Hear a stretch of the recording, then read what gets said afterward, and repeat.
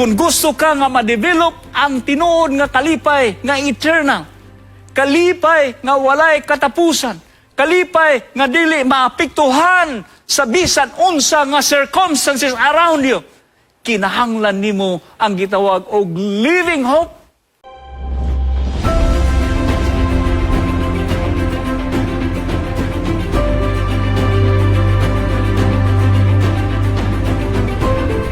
Ginoong Dios, salamat sa kaygayonan nga imong gihatag namo. Tiin, amo ikaw maimbitar dinhi sa social media, Ginoo. Mga tao nagapaminaw sa tibok kalibutan. Ikaw nasayod sa ilang kahimtang. Ikaw nasayod kung unsay mga suliran. Kung unsay ilang hangyo kanimo, Ginoo. Kung unsa man ang mga butang nga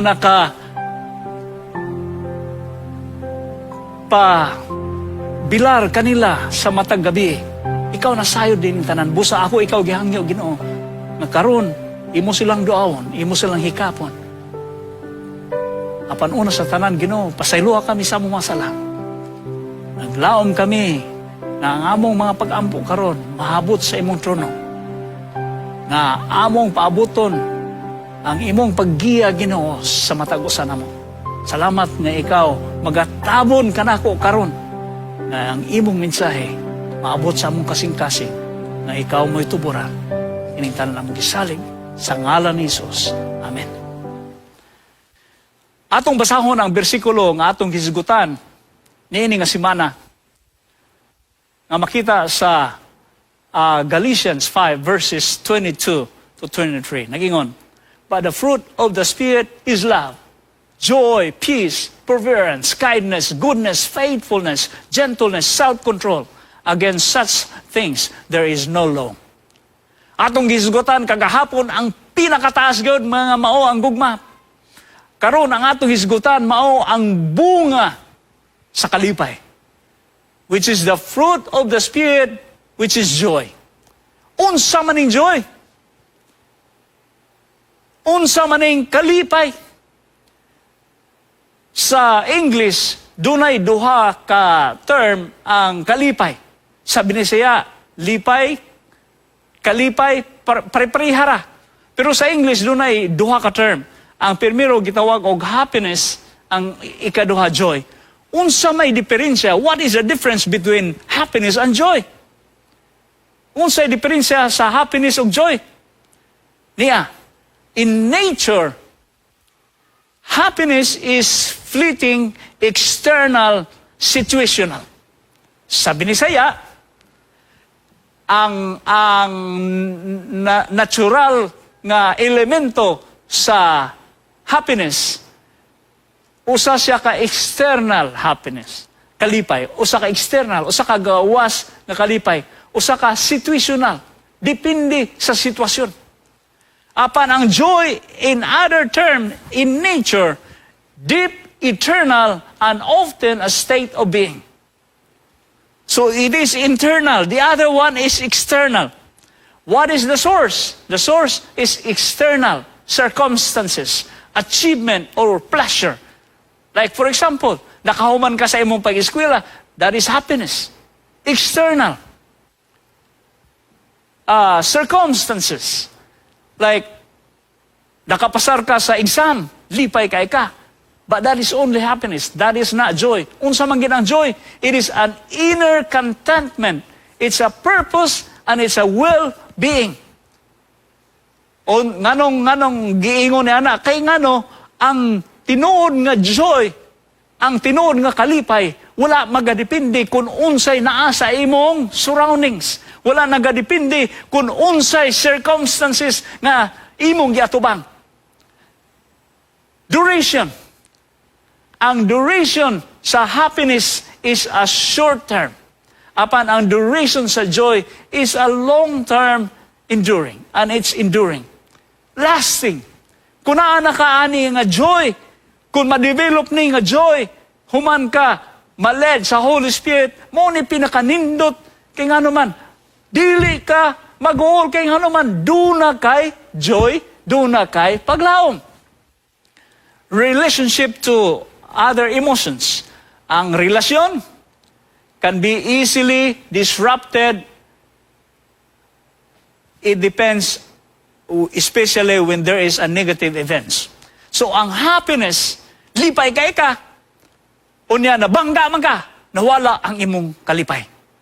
Apan ang joy can coexist with emotions like sadness or fear.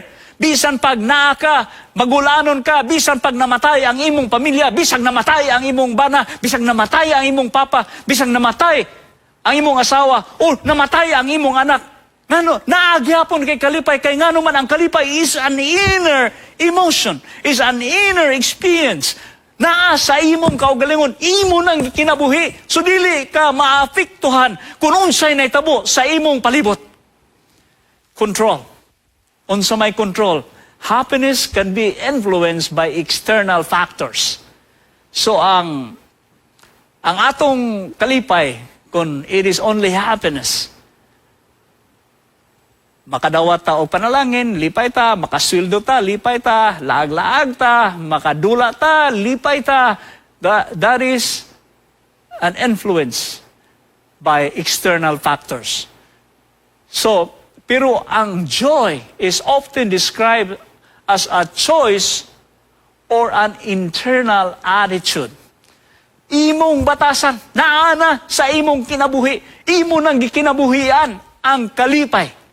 So muna siya ang atong tun-an karong adlaw o karong gabiuna, unsaon nga makabatuntan ining tinuod nga kalipay. Eternal joy. This joy that is lasting. Joy that would last. Joy that it is not temporal. It is lasting. Si Ruben Pardo, ako mong hatagan sa iyong eksperyensya, kini si Ruben Pardo, usa ka immigrant nga nakasulod sa Amerika sa panahon nga bata pa siya.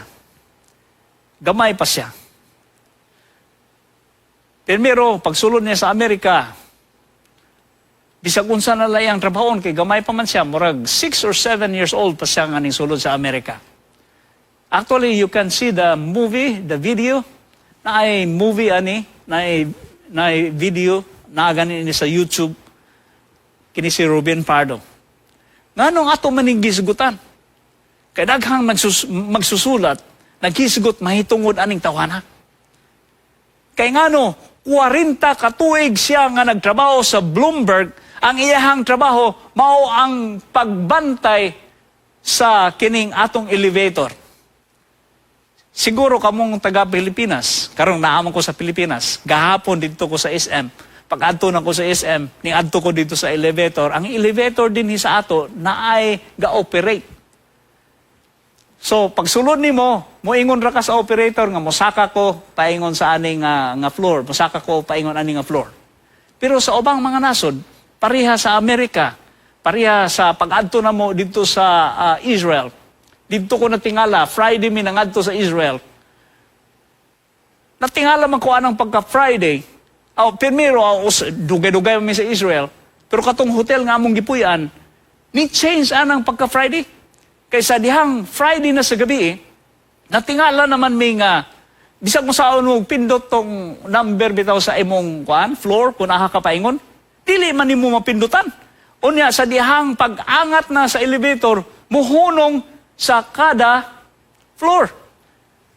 Hangtod na naabot mi dito, dugay kay minabot kay nga naman, muhunong, kada floor yun, muhunong siya, muhunong. Nanaog ko, nangutana ko dito kung unsa hinungdan ngano nga ang inyong elevator guba. Ingon siya, no, dili guba ang among elevator. Pero ang elevator manually set up nga kada floor muhunong siya kay nga naman dili gusto ang tag-iya o ang gobyerno sa Israel nga motrabaho ko sa adlawng igpapahulay. Sa adlawng Sabado dili nakadapat butuslok, bisag pagtuslok lang sa number sa elevator, trabaho na munang dili na dapat ni mutuslokon.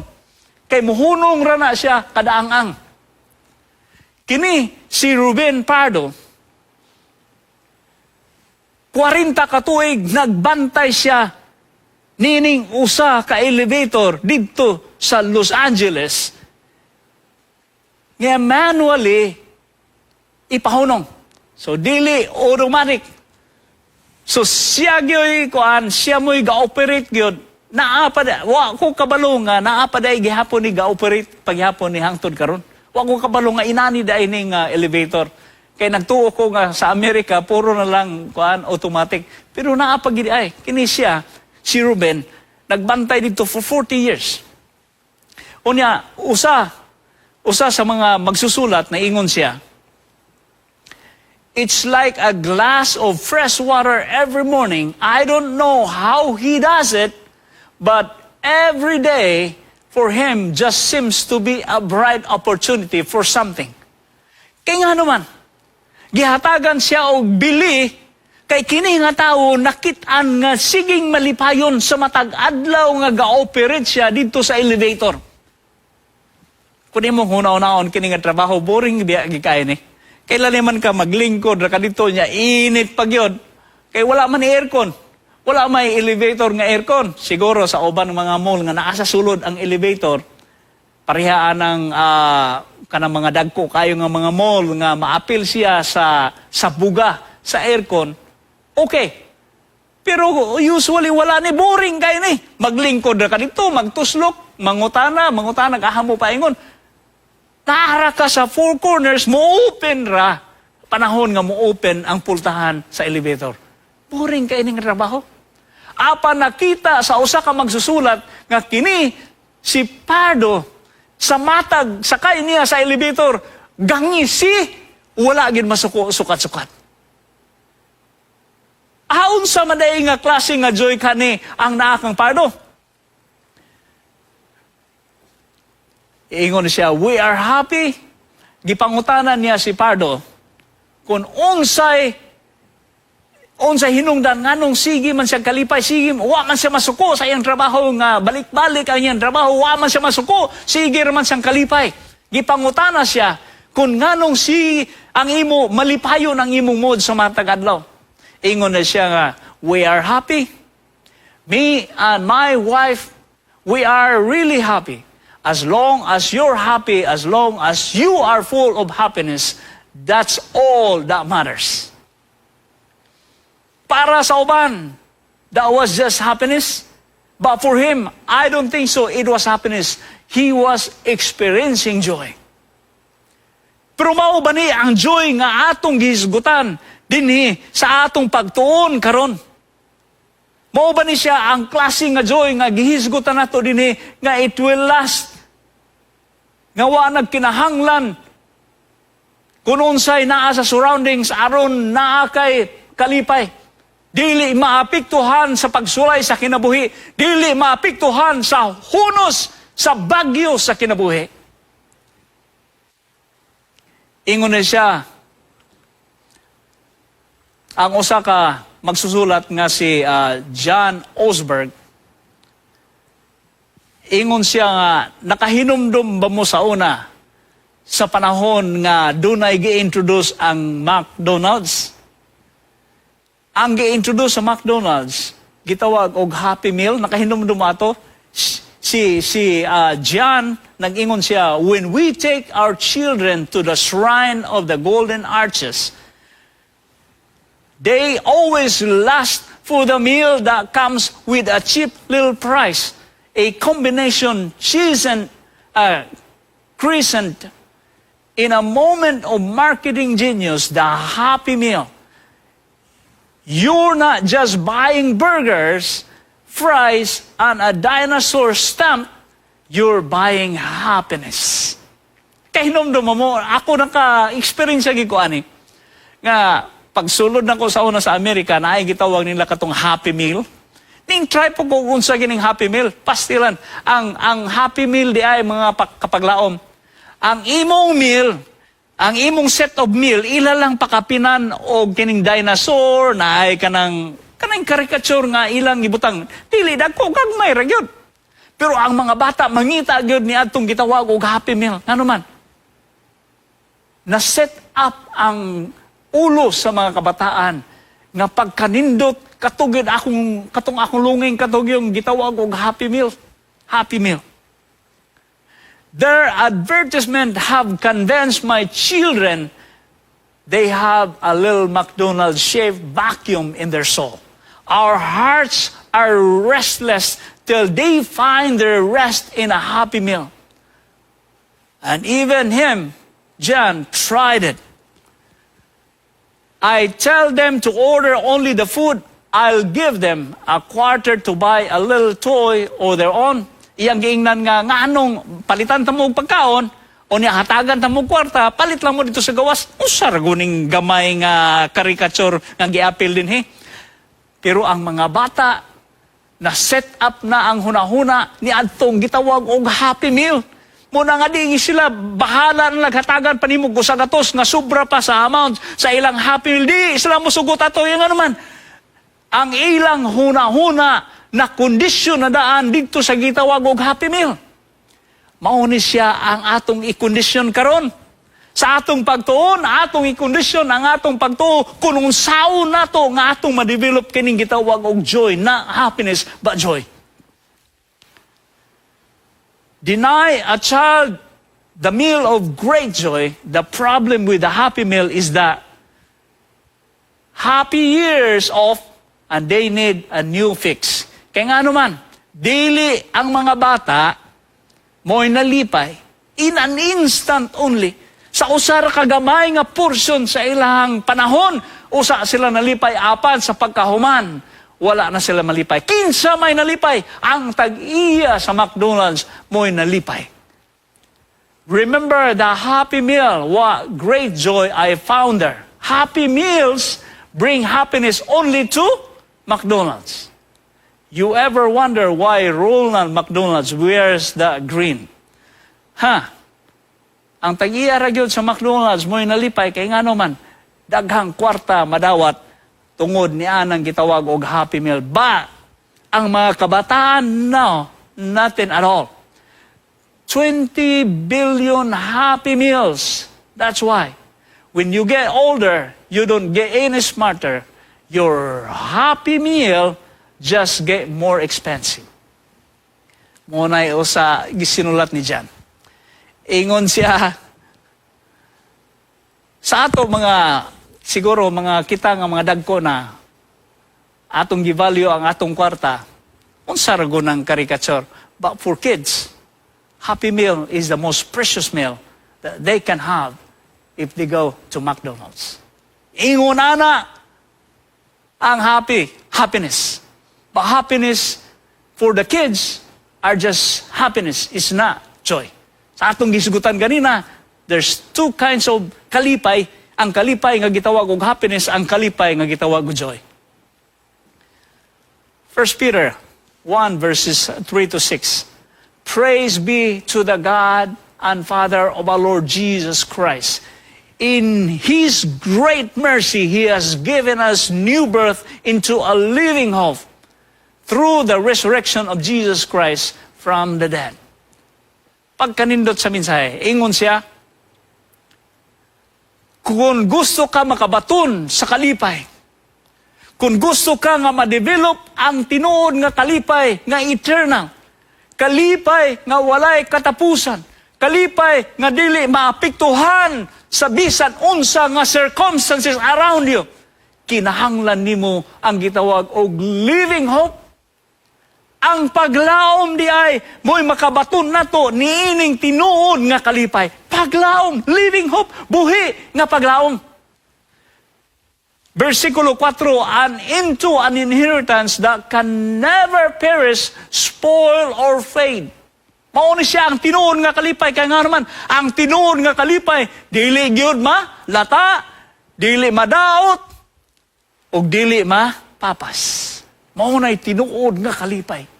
Kay ang kalipay nga short term, dili na iya bunga sa balaang espiritu, apan ang kalipay nga lasting nagadepende tungod kay ang kalipay nagadepende sa living hope na mao si Jesus. Verse 5, this inheritance is kept in heaven for you, who through faith are shielded by God's power until the coming of the salvation that is ready to be revealed in the last time. Pagkanindot sa mensahe, ang lasting joy, ang kalipay nga walay bation, nga walay katapusan, ang kalipay nga lasting, ang kalipay nga dili maapektuhan kung unsa ang naa sa imong palibot, mauna siya ang gugma nga nagadepende sa living hope. Verse 6, in all this you greatly rejoice. Iya paging ginungagan, sa dili pa naka-experience ko sa una dito sa academy. Lahi man tag sitwasyon sa atong pag-eskwela sa high school, pero dito ko naka-eskwela sa Western Mindanao Adventist Academy. Sa una, dili pwede mag-uyab-uyab. Pero, ang mga batanon, mangita yung paagay nga makauyab. Ako bitaw na obserbaran, kapila ko nag-week of prayer sa atong mga Adventist institution. Makita na nako nga, kining mga tao karon makita na nimo nga murag, magpakita na sila, dili pareha sa mo sa unang nga tago-tago yun. Naikausa, ipangutan ako sa principal.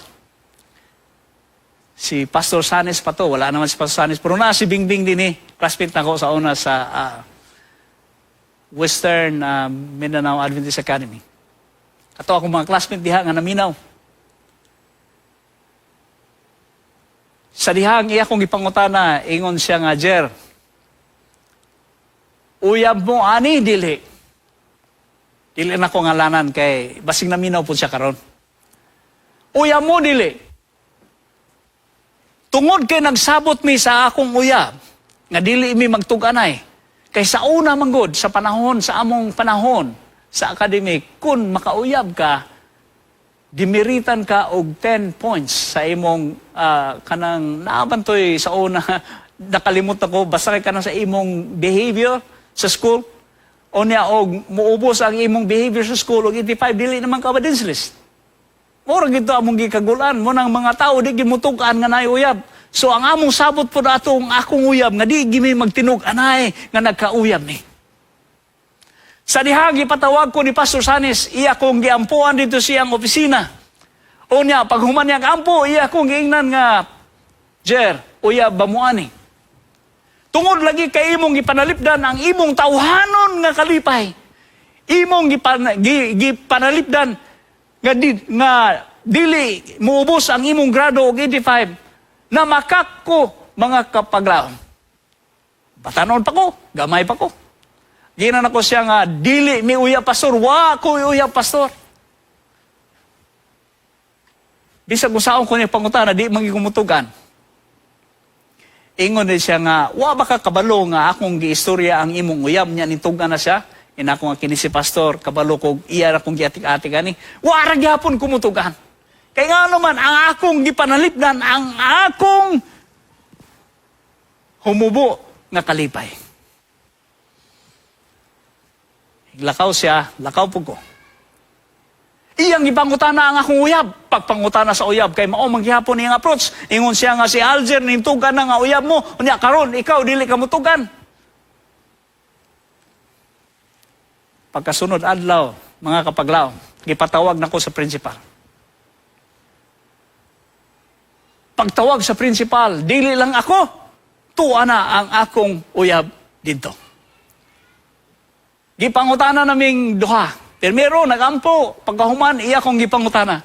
Ingon si Jer, uyab mo, ani, dili. Ina ko nga, pastor, dili lagi may uyab, pastor.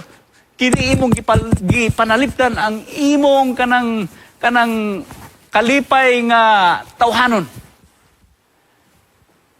Ingon siya nga, og dili mo uyab. Unsa man ni. Karon kay gipakita man niya tanan ang greetings nga akong gipadala nga sa akong uyab, gipakita man po tanan. Hunang-huna nako, nganong imo manggihatag ni, nganong nitugan man ka. Mo na siya nga naay pala.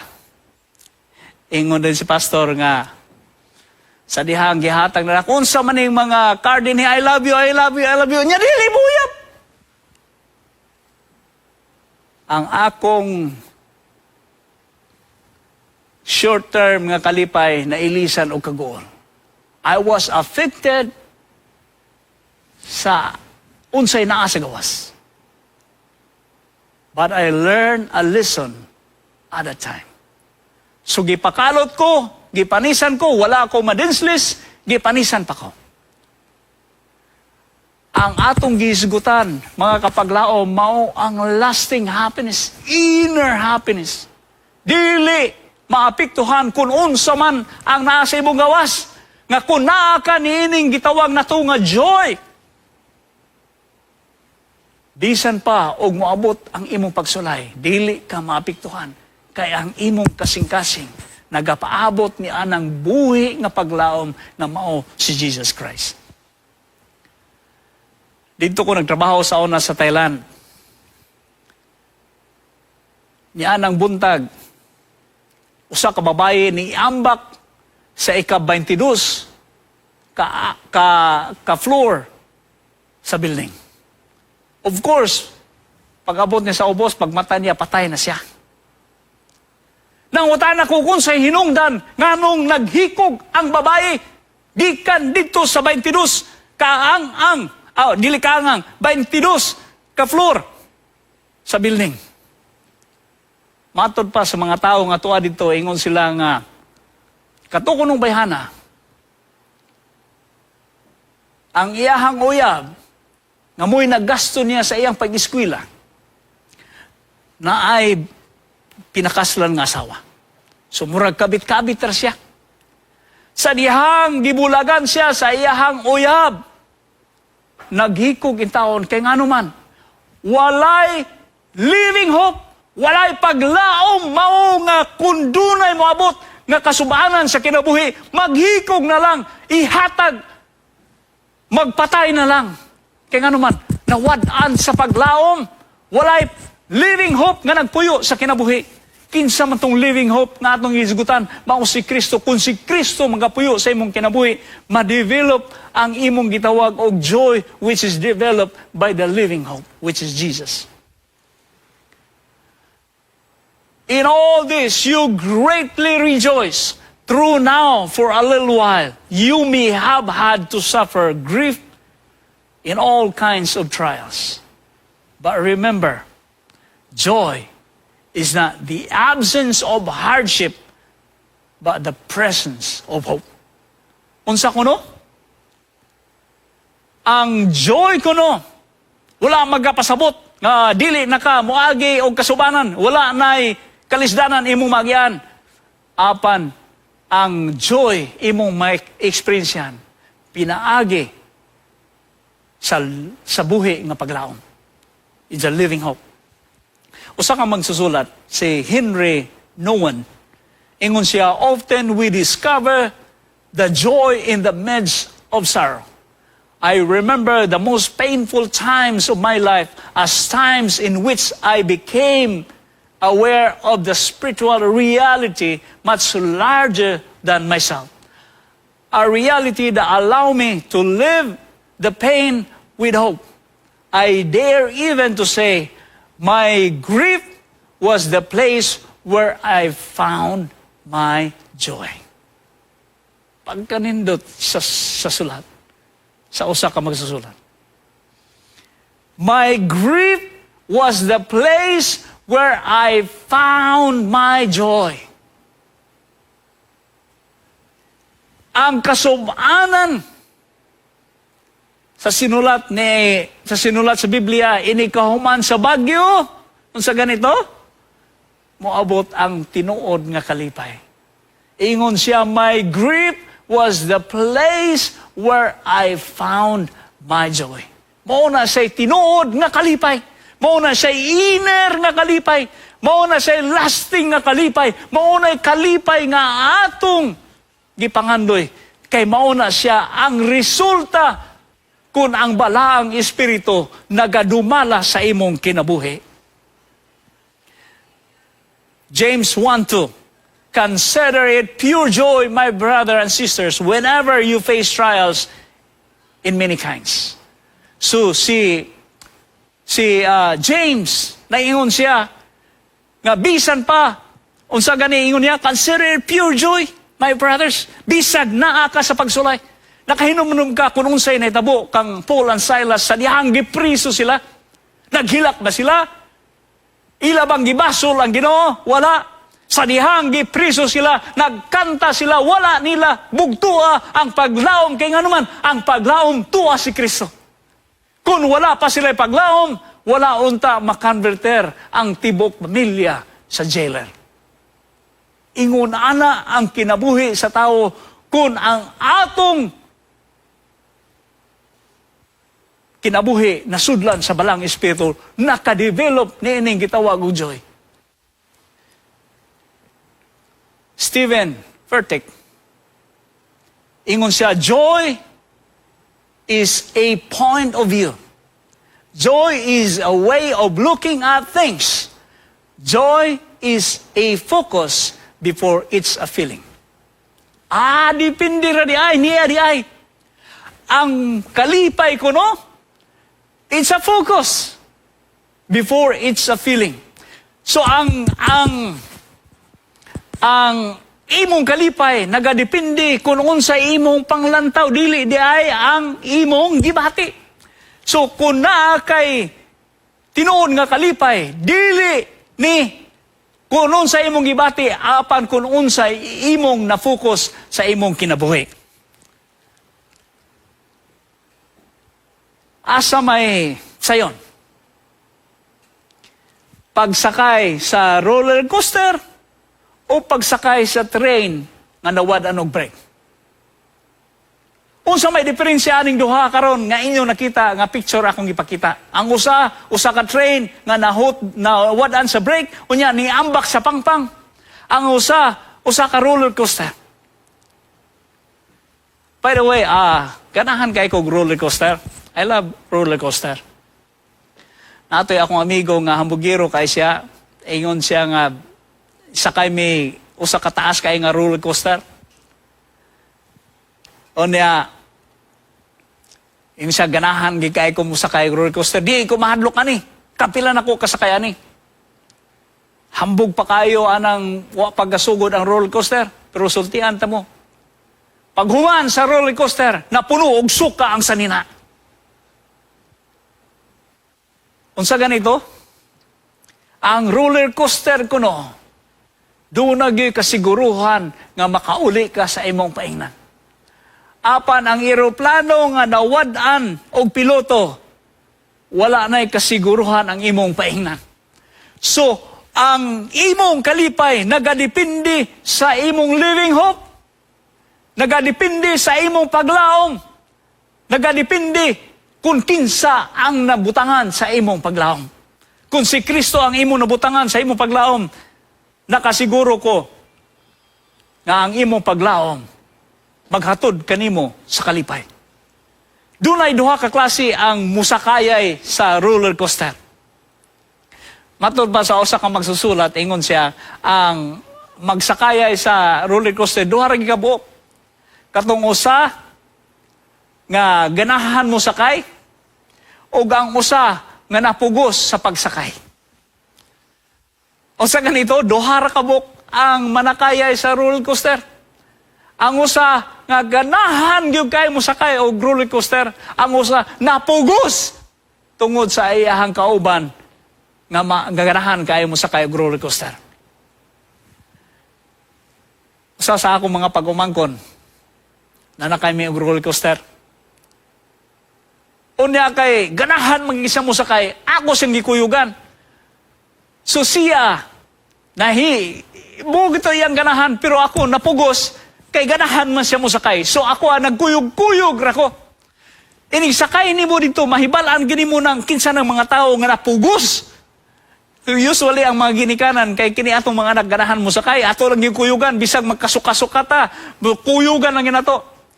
Natoy usa ka panahon nga didto mi sa Thailand paghuman sa among kasal sa akong asawa ni adtong 2005. Naa dito ang among manginikanan. Pag adto na mo dito sa na ay kanang gitawag og hurricane, kanang hurricane nga sakyanan nga magtuwad-tuwad o niya ang imong tiil maabot sa taas sa ubos. Wala mi makasakay. Pag adto na mo sa una, busa pag abot na mo kay naayo naman mo to'y pinmiro ginamo nga giplano nga sakyan.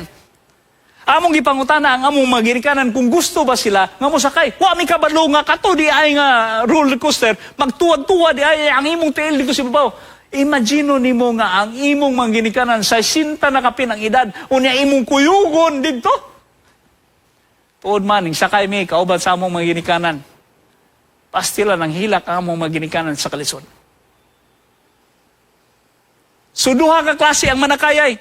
Katong manakayay nga napugos lang yun kay dunay ganahan kay mo sakay.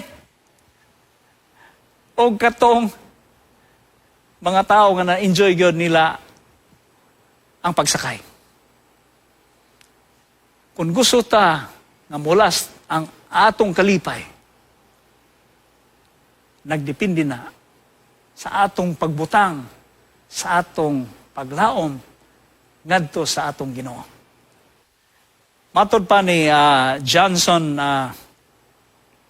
Oatman Jr. When upon life's, siya mo'y nagsulat ani atong usa sa mga kanta nga nasa sa church hymnal. When upon life billows, you are tempestuous. When you are discouraged, thinking all is lost, count your many blessings. Name them one by one. And it will surprise you what the Lord hath done. So amid the conflict, whether great or small, do not be discouraged. God is over all. Count your many blessings. Angels will attend, help and comfort give you to your journey's end. Pagkanindot sa mensahe, kung panahon nga maabot ang kalisdanan, unsa ganito, count your blessings. Mauni siya unsaon pagpaagi aron ma-develop ang imong joy. Aron ma-develop ang imong joy, you have to depend on what God has promised, which is the living hope. Doon na istorya sa usa ka mag-uuma sa Bukidnon. Ang iyang kabayo, pinalangga kayo niya. Kaya nga naman, ang kabayo, mao'y iyahang saliganan sa iyahang pagnegosyo. So sa batag, karon og niya nga dunay magpasanggi sa ilang bukiran, ang iyang kabayo iyang gamiton pagkarga sa mga hinarvest nga mais unya suhulan siya. So kini iyang kinabuhi nahimo niyang partner sa iyahang negosyo, nahimo niyang partner sa iyang pamilya kay nga naman ug wala ning kabayo, dili siya makakaon, dili siya makapakaon sa iyang pamilya. Apan usa ka adlaw niya kini iyang kabayo nawala. Sa dihang nawala. Wala siya mag-goal. Kaya nga naman, naasay living hope. Ingon siya, atong iampo ni sa Ginoo. Busa iyang giingnan ang iyang pamilya nga mag-ampo ta nga ang atong kabayo makit-an ra nato. Usa ka semana, 2 ka semana milabay sa matag adlaw, sige siyang gaampo nga makita ng kabayo. Sa dihang nahuman na ang 2 ka semana, wa man gyud nila makita ng kabayo. Nagampo na sad sila nga kining semana atong iampo nga mobalik ang atong kabayo. Wa ra gihapon ning balik ang kabayo. Pero wa siya moad anong paglaom, nagpasalamat lang gihapon sa Ginoo nga nawala ang iyang kabayo. Insa Ginoo, salamat kayo nga nawala gid among kabayo. Wala na ko'y laing mahimo ani ako na lang ihatag nimo ning tanan. Mao na siya gitawag og joy. Doon na kay living hope, doon na kay paglaom, dili ka mag-uol, kay nga naman, iner ang imong gibati nga kalipay. Dili ka maapektuhan kung unsay na itabo sa imong kinabuhi. Apan usa ka adlaw niya na. Sayo sa kadlawon, nakadungog ang usa ka mag-uuma. Iyang nadunggan nga dunay mga tunog sa kabayo nagpaingon sa iyang balay. Sa iyang paggawas, mga kapaglaom, mauna ni ang iyang nagitaan. So ang iyahang kabayo nga nawala na ay kuyog nga lain kay babayi man ito yung kabayo unya pagpauli niya kay naa na may lalaki. Ingon siya nang ngulag ay ang akong kabayo unya karon miuli na akong kabayo unya nanay kauban. Busa iyang gihigtan iyang kabayo, gihigtan po niya ang kabayo nga ning kuyog niya. Sige siyang pangita, nagsuroy-suroy siya, nangita siya, kinsay tag-iya sa kabayo. Naabta na lang og pila ka mga bulan, wala gyoy nangita sa kabayo. Kung ang usa ka mag-uuma, nagpakamatay pa, kay wala na siya paglaom sa kinabuhi. Nawala na ang iyahang kinabuhi, iya panggibiyaan niyang pamilya. Apan tungod kay doon na siya living hope, doon na siya kalipay nga nagpabilin sa iyahang kasing-kasing. Dili maapektuhan kung unsay mahitabo sa iyahang kinabuhi.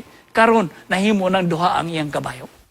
Ang panalangin sa Ginoo, igabubo ra nato kung atong ipabilin ang atong paglaom diha kang Kristo. Doon ay libro nga akong gibasa nga sinulat sa usa sa atong mga igsoon dito sa Africa. Nalipay ko kayo sa iyang sinulat, Save from the Bondage of Satan. Iyang gi-explain dito kung unsay nahitabo sa iyang kinabuhi sa dihang natawo siya, nga ang iyang kinabuhi